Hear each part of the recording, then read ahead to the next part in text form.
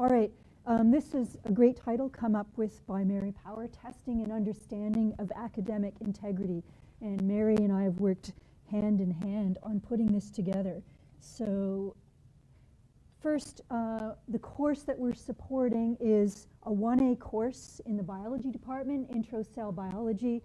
It's required for everything remotely biological and some things that aren't. And it's required for two of the three streams in applied health studies. And this looks like a small list, but it's a cohort that there's at least 400 students in the class that would be in kin, for example. So we ran this in the miniature version of the course in the summer, about 75 students. And then we ran it for real. It's running, well, the course runs right now, so there's 1,368 students divided into 4 lecture sections. There's 2 lectures a week and 1 tutorial most weeks. So, and the plan was the same for the summer. I'm going to talk mostly about this because, of course, the stats are better with bigger numbers. But just a comment, in bigger course, bigger issues when you have a problem, and that's not exactly earth-shattering. So this was run within the context of the tutorials. And I inherited this course in fall 2011, and I was trying to keep the things I liked about the tutorials and change the things I didn't like, but hang it so that there was a theme. And the theme I came up with was communicating scientific information. And there are these modules online. I'll show you a bit of that. First, types of scientific information, how to find and cite peer-reviewed scientific literature. So these people are coming straight from high school. There's the not even knowing the difference between a primary scientific publication, secondary, popular press, National Geographic, all those things. It goes right to how to log in at the library, how to find library resources. This is leading up, there's threads holding these together, not just the communicating thing. So if I talk about communication, there's the scientific literature aspect. Here's one output. They have to find, well, going forward to here, they're going to have to write a brief essay. And then as part of a group, they're going to have to give an oral presentation on a topic in cell biology. They pick from a list, and they are going to need at least one primary source, so peer-reviewed primary scientific paper for this journal article assignment, which is a really simple fill-in-the-blank. I found this paper, this is why I picked it, this is how I cite it in APA style. And then the essay assignment will require at least 3 primary papers. So this is an oral, and these are one-on-one. So communicating, this is one-on-one with the TA. This is communicating at the level of your peers with the group, and this is digesting scientific information. So that's the theme. And here's a screenshot from Learn, and then I'll go to Learn there. So we've got A to E, the modules, and the AI quiz falls into Module C, Academic Integrity, and it's right here. And all of this is support for this and, well, the whole thing really. So it's set up so they progress from step to step to step.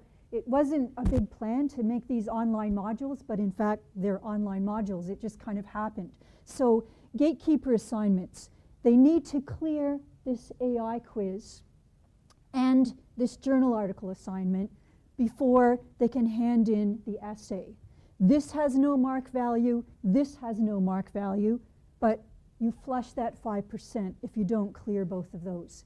And Mary can explain how she linked that. Dropboxes were linked, and columns were created in the gradebook, and I can't explain it. I barely understand it, but it worked. Mostly it worked. Considering this was our first run on the mega class, it worked quite well. So now to show you some of this material, this is my reminder that now I want to go to, how do I do that? Here we go. Go into the course and content. Is this maximized? Oh, I guess it was maximized. I'm going to talk to you about your tablet later. I'm interested. Okay, so here's the academic integrity module. And it starts out with fairly general material. What is academic integrity? And I'm just going to show you a couple things. First of all, there's good old Policy 71. So there's lots of links here. This is the material created by UW. And I'm apologizing in advance for if anyone designed this that I might offend. This did not do it for me. It's got a lot of like love and peace type stuff, like honesty, trust, fairness, respect, responsibility, which is nice. And then it goes on. There's testimonials. I forget whether they had integrity or didn't. And then we get into the cartoons. And, you know, lovely, I guess, but this is being recorded. I needed something with cojones. You know, like this was not doing it for me. And they even have a quiz. Okay, somewhere here it says test your understanding. Oh, check your understanding. And we're back to love and peace and all that. So apologies to whoever designed this, but it really wasn't going where I needed to go. How do I go back to, I have to go all the way back through it. Or you can just check. Oh, I'm in another tab. Okay. Okay. So that's one thing, that the UW resource that's run out of whatever office that's run out of, I think it is called the Office of Academic Integrity, isn't really pushing them where I wanted to push them. This is fairly standard stuff. What is plagiarism? Obvious forms, etc. So that's another module. And then the next one is Plagiarism Biology 130 in U. And here's where I link them back to how to acknowledge sources, resources for learning the difference between plagiarism or not. I need to make an important acknowledgement here and here. What happens to me if I plagiarize? That will come up again in the quiz.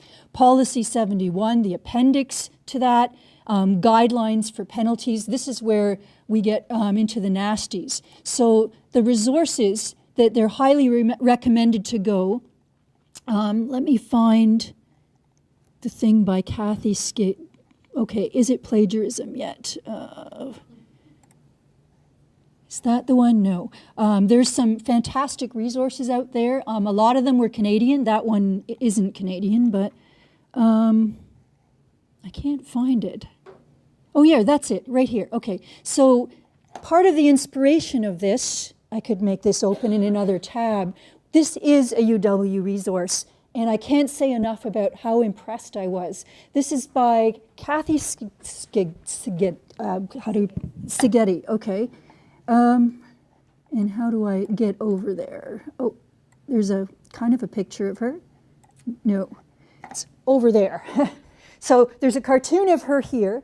And this is a very hard-hitting thing. She's a library liaison, I believe, and I actually met with her and, you know, fawned enthusiastically. She's got these links. She has very challenging their concept examples of this is properly used, this is properly summarized, this is plagiarized, and they are content-specific for, I think she's chemistry, chem-eng, something like that. So I thought we could easily come up with, examples that fit for cell biology. So I had Kathy working with me in the early stages of this. So I'm going to go back to the PowerPoint now. We did the let's look. Okay, so one question, I'm into the tracking thing. Did the students access the resources, or did they just say, you know, quit the blah blah, what do I have to do for marks here? And kind of a mix. So this is cut to the chase. This is what do I have to do for the essay, 1,200 hits. This is, you know, what is this journal article assignment? So that's the nitty gritty. And we're into the sort of 3, 4, 5, sometimes 700 hits for the resource material.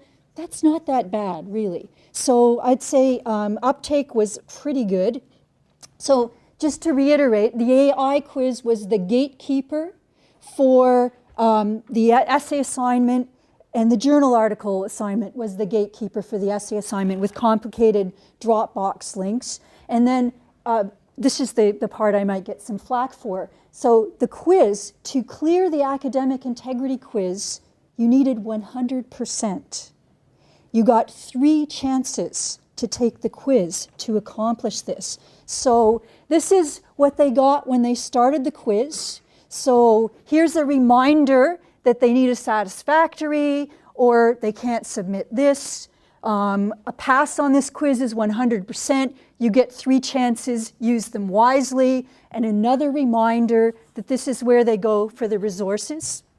And then the second and third time they take the quiz, it counts down. So you are allowed 3 attempts. This is your second. Do not assume the questions are the same.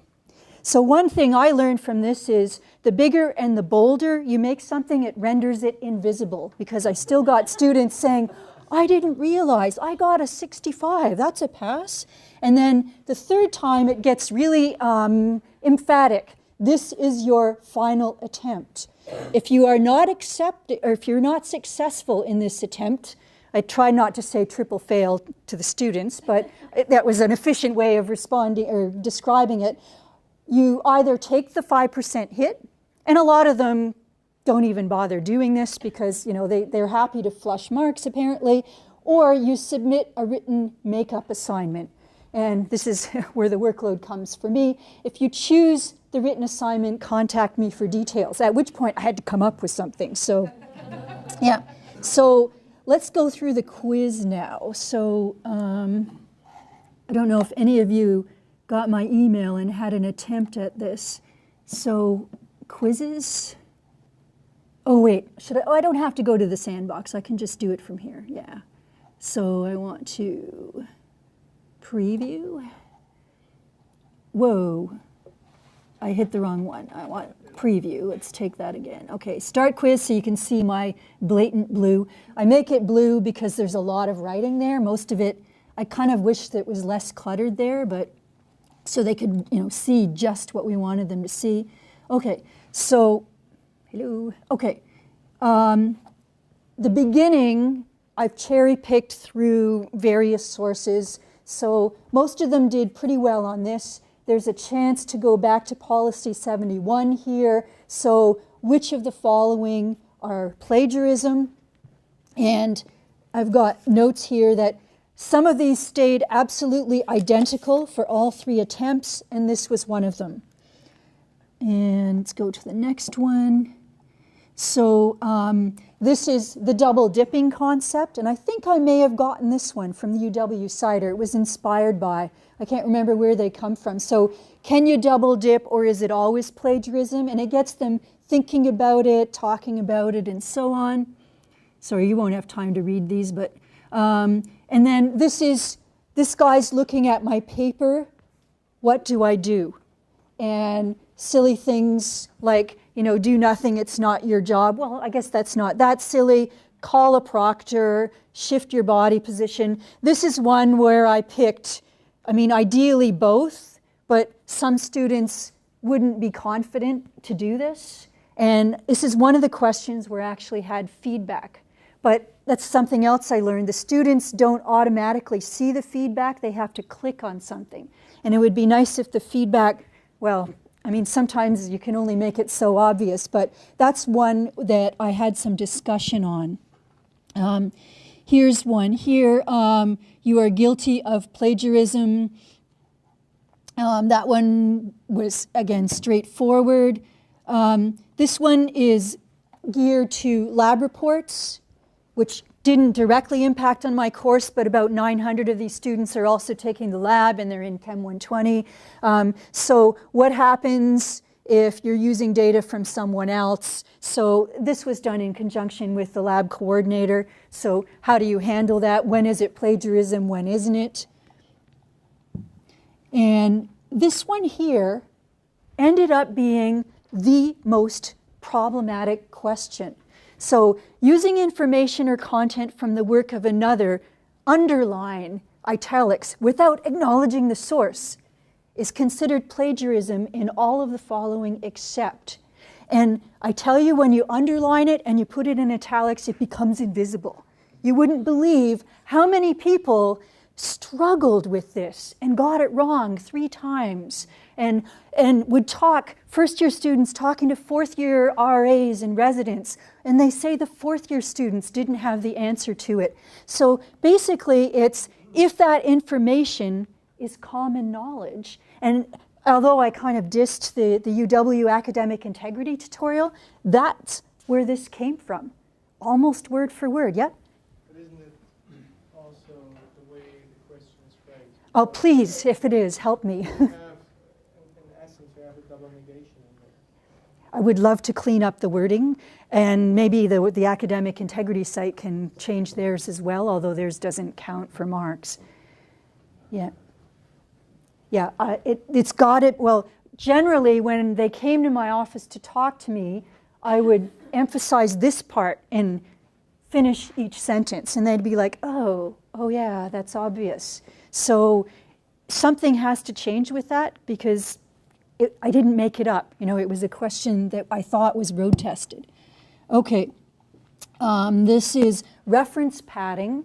This is another one where there was feedback, because the view in arts is, I think, different from the view in science, in that in science you only cite an article if you used something from it, whereas in other disciplines they could be, you know, these are valuable resources, or, you know, I read this and it shaped my thoughts even though I didn't use anything. So that was to start the dialogue with students, and there was feedback. Whether they actually accessed it or not is a different question. And then this was the hardest part, and this is where the Kathy Szigeti collaboration came in, where I gave them a passage in blue, or sorry, we got some red and blue here, okay. And I even warned them, this is the scary part of the quiz, which addresses the most common type of academic misconduct, and this is directly relevant to their essay assignment. So the blue is the source, and the red is the student writing, and they have to judge. It's a 50-50 chance, but that's scary when you have to eventually get 100%. So they have to decide, is it plagiarism or not? So to knee-jerk say everything's plagiarized is not going to get them through this. This was so hard to make up. This, I gave Kathy passages, and then she gave me back plagiarized and not plagiarized by her definition. And then I looked at them and I'm like, ooh, wow. And I'm thinking, I think I plagiarized then. And then I bounced them to Mary and the course coordinator, and she's like, well, I don't really agree with, and I thought, whoa. So I had to actually step way back from Kathy's incredibly high standard, because we want to scare them, but we don't want to, you know, totally shatter them. And if we can't agree, then yeah. So these 2 questions changed in all 3 versions of the quiz. So they were new passages, and the order plagiarized versus not changed. But by the 3rd attempt, I gave them the same passage and 2 different excerpts. So I tried to make it easier while they were getting to the sort of freak out stage. Okay, so there's the second passage. Number 10 is trying to bring in the English as a second language people. So you are worried about your understanding. Is it okay to seek help at the writing center? That sort of thing. So I was hoping that this could, you know, catch some of our people that might be in trouble, because if they can't get through this, there's a high probability of them plagiarizing on the essay assignment, and it creates so much grief in paperwork. I would rather talk to them now. Okay, and then the last part of it is giving them yet another chance to open these on another tab, saying, highly recommended. See, I'm even saying, open the following resources on separate tabs. Cheat, you know, open book, look for the answers. And so I basically picked through and took things directly out of here. So can it prevent me from graduating? Because I basically read and it said, yeah, you will not be allowed to graduate. Here's another one. Can I be charged if I withdraw from the course? Which I thought was a really good point. This taught me a lot about our policies, and I thought, wow, we've got some, you know, kick-butt policies here. I wonder if we actually enforce them. But yeah, okay, it's, well, there is, it's hard, right? This is Can you have a quiet deal with the prof without forming the associate dean? That's right out of the policy. You know, whether that's always enforced or not, I don't know. This is typical penalties, plagiarism on a first offense. And some of them went hardcore. They're like, well, I'm going to make sure I nail this. I'm going to say expulsion. Well, no, you know, we don't expel them. Don't wing it. I kept telling them, you don't have to make this up, because I didn't know the answers to these until I looked at those policies. And then this was typical penalties for obtaining, distributing, receiving confidential academic material such as exams. This is based on an incident last winter, so it's kind of nice to have bits of reality in there. And then the last one is choosing all that apply. I understand, I will abide, and if I don't know, I will ask. Some of the people didn't check those boxes, but anyway. Okay, so let's go back to PowerPoint. So what did I do if they didn't pass? I made something up really fast. So in the summer course where there were tiny numbers of people, this was easy. I gave them a passage, and I would say appropriately summarize, plagiarize. So I wanted it to be onerous enough. So they're onerous, they have to write. I picked a fairly dense, hardcore biology passage where they had to actually figure out the meanings of words before they could really translate the information, which is exactly what they have to do for real on the assignment. And then on the bigger class, I would look at what they got wrong, and I would customize. Basically, if they messed up on what types of academic misconduct, if they messed up on, can it stop me from graduating, I gave them an opportunity. These are the triple fails. So they've had 3 chances to look this up. This is a 4th chance.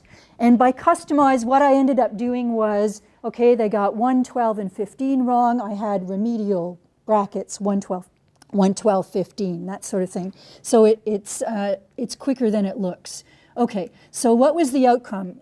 Question stats. Attempt 1, there were 1,297, so we get pretty good data out of this. Most problematic, number 6. That was that weird wording, when is it okay to use someone else's information without acknowledging your sources? Number 7, I can't remember. 15 was that very last policy question. What happens to me if I distribute academic material? Mildly problematic, 2 and 12. So still a lot of people nailed them, but I was just looking at, I'm not going to go into the learn, but you can put out really nice reports where you get this, these bar graphs going across. Attempt number 2, there were 895. So if you nail it the first time, you don't go on again. So you want these numbers to be going down. Most problematic that time, like notice up here, the passages were not an issue. That surprised me. I really thought picking out the plagiarized versus not would be an issue. That's the first passage, so that was a bit of a problem. And there's number 6 again. There's number 15 again.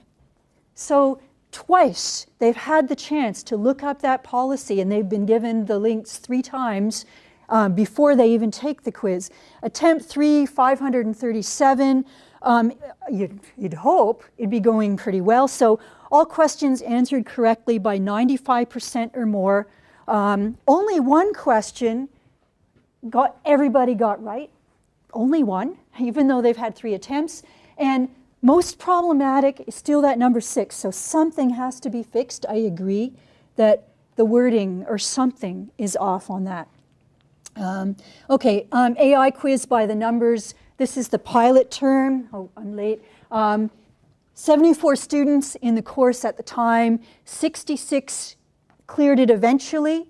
4 failed it, triple failed, but cleared it with the remedial, and 4 never bothered. This was a good pilot for the mechanics of the quiz, but this is so atypical. I mean, it's a 1A course. Only 2 of those students were in first year. These guys are an interesting mix of people that have been kicked out of computer science, software engineering. I had 1 accounting person. Like, they're trying to find their way, shall we say. They're transitioning into biology, and I'm guessing maybe out of biology. So a very, very, very mixed bag. Let's look at the bigger class, the more typical class. So this is how many are in the course now. So there's a withdrawal rate. This is how many passed the AI quiz eventually. These are the triple fails. So 81 people came to me for that remedial assignment. I'd like that number lower. 9 dabbled once or twice, but never really cleared it. So it's a mix of triple fails that didn't follow up. 1 tried it twice, 3 tried it just once, 11 didn't bother. But really, that's a pretty low percentage, right? Tiny, tiny. So most students are taking a crack at least. How many attempts did it take them to clear the quiz? So this is total number of passes, 92%. And these are subdivisions of this, so we're just splitting it up. And this never changed. So the quiz was open for 6 weeks or so. And I kept hoping that as word got around that this was a real, kick-butt quiz, that people would start being more careful. But the numbers, it stayed roughly a third, a third, a third. And then let's call these our well, I have to be polite, our lower end students. So here are the triple fails, 6.5%, which looks low, but it's still 81 people. And these are the ones that didn't bother, extremely low. And then the characteristics of the lower end. These are final exam marks I got last night by email, so they are totally raw. I haven't looked at question analysis, but it was something. So this is the distribution of the entire class. This is the distribution of the triple fail grouping, and I've just drawn a bar for the average, and these are the people that didn't bother. It would not be fair to say that all the triple fails were bad students. There were a few good students in there. So it's a mix, but a point here, 50-something students dropped the course and of course didn't write the final. So they aren't represented here, and I can't really think of a way of representing them. So what have we learned? Many students can't follow instructions. For example, didn't realize the requirement to get 100% until they tried to hand in their essay and the Dropbox was locked.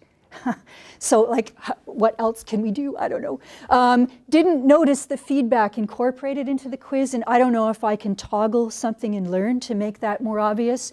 Don't read questions carefully, as like, do not assume the questions are identical. Don't access this is, many students make poor decisions on time management. I would look at the timestamp and they would have taken the quiz 3 times in 6 minutes and triple failed. Said, like, why would you do that? Well, I didn't have much time. And I said, so it's more efficient time-wise to have to come in and see me and do this and then go away and come, like, seriously. So that was a bad decision. But most students successfully cleared it. I had to keep that in my head as I was dealing with the 81, like 92 students did it, yay. So you have to try and stay positive even though the bottom end is where most of our time goes. Possible changes for next year, fix number 6, incorporate more feedback. Can it be more obvious? I doubt it, but I'm wondering if switching the order of the answers in some of them, randomizing them, was making it too hard. Maybe the bar is too high, but 100% for the first, or 92% nailing it for the first go is pretty good. And then modifying questions. So clicker fraud is it's right in policy 71, and it's a clicker course.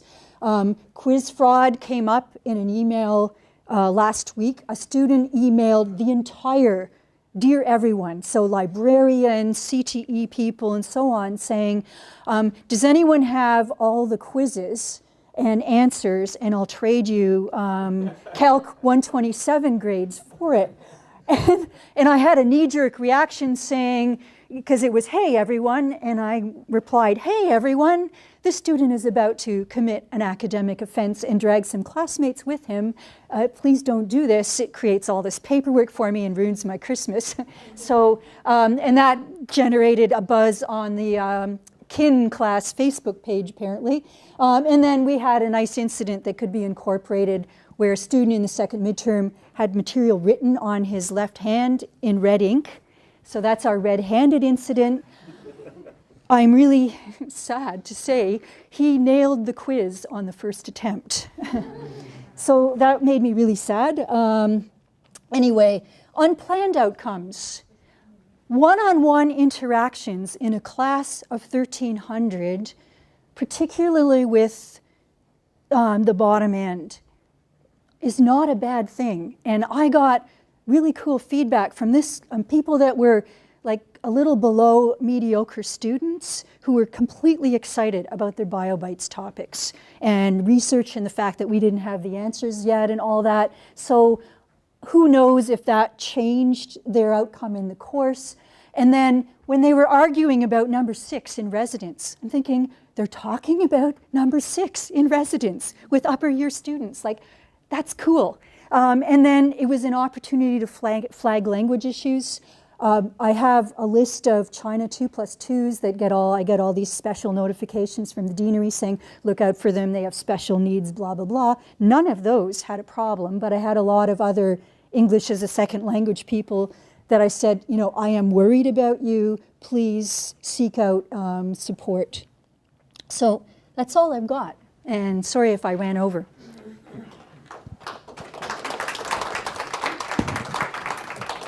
So I'm mindful of the time. If it's just past 11, if you need to go, please, you know, take off. If you want to stick around and ask questions, we can stick around for a little bit for questions. So we've got one here.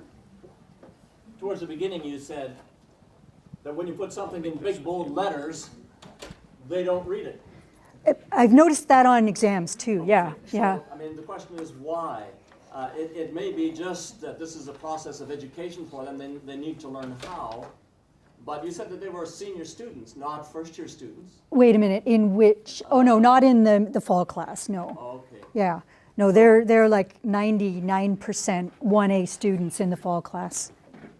So what is going on when they are bypassing bold information, looking for trivial? There's some kind of something has happened to them in the school system or somewhere along. I don't know. Not doing this. And if we could find that out, then we'd be a step ahead. And then when you write a multiple choice exam, because this class size, we really have no option. You write, you know, which are false, and you make it bigger and bolder and uppercase, and you know, sometimes they get it. But again, 92% of the students nailed it. So I have to keep telling myself I can't beat myself up about the bottom 8%. Okay? I teach a course of about 100, 120 students in the fall, and I have often a problem with plagiarism in there, because, I mean, they have to write a lot, and then you will get these things, and probably will get a slap on my wrist for that, but it happens so often. I mean, I don't bother for the very most cases to ever go to the dean, because then I would just be constantly going to the dean. And most of the students that I penalize them by deducting points from them. Most of the students then say, well, but I didn't do it on purpose. And that then is enough apparently in their mind not to be penalized. Well, that was an option. I didn't realize. You go to the prof, you weep, and you say, I didn't realize. I want them to realize. The other one was, but I have never been penalized for something like this before. Yep. So to some extent, I think that we all should look at ourselves in the mirror and make sure that we press these issues more on the students from the very beginning. Yeah. Because it does not seem to happen often enough that we emphasize. Yeah, well, trying to make up questions 8 and 9 was a real soul searching for all of us. And those could be completely course specific. There's already 2 other profs I know in our department that have adapted this for upper year courses where the class size is smaller and they are starting to write. And our big thing, as soon as you ask them to write term papers, is copy-paste out of journal articles. So I think they need to get it early and they need to get scared enough. The guy that wanted the quiz output, he was freaking. It turns out I opened the quizzes for all the students that had done them to review their own, and he was a good student. He had done them all. He didn't read the notice, he didn't try clicking, but he sent like 6 emails saying, please ignore my request, don't send me anything. He was completely freaked out, and I think being freaked out is a good thing in 1A. We have another, yeah, there and here as well. I wondered, does the dean have any indication about who's taken your course and done this? Because one of the common things that they get if you do take stuff to the dean is, oh, I didn't know, I didn't realise, Yeah. blah, blah, blah. But of course that fails now if they have taken this academic integrity course. The packet I sent with Mr. Red-Handed included a copy of the quiz and the fact that he scored 100% on the first time. Yeah, it made me really sad. But Which is easy for you because it was in your course that Yeah. the event had happened. Yeah. But if it's well, if a we second year course, that yeah, but if we goes on. centralized this somehow and made it a milestone, I don't know. I mean, I can only kind of take care of my own, but yeah. Where was the other one? Well, that was my point. It seems to me like this should not be course specific at all. This should be a part of orientation, Yes. and no student That's can. a very strong recommendation. Yeah, I would love that, and then we could do biology in biology. But this is how we catch our 1300. Because frankly, maybe there's some validity to some of the odd student. Maybe they're actually telling the truth when they say they didn't know. Yeah, Right. So maybe we're not but educating. but not our guys. Yeah, not now. So how can we get that? Can we get all that? Can you give it to us? Yeah, sure. Yeah. Well, you have access to the sandbox, right? And all 3 versions of the quiz are there. Yeah.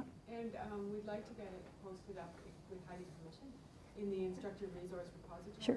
And where we have some other academic integrity resources, we're working to get a bunch of those together Yeah. so we can sort of get things available for everybody. And if you could help me fix number 6 before we do that, yeah, because it can't. Yeah. Okay. Any other questions? Okay, thanks to Kevin and Heidi for a great presentation.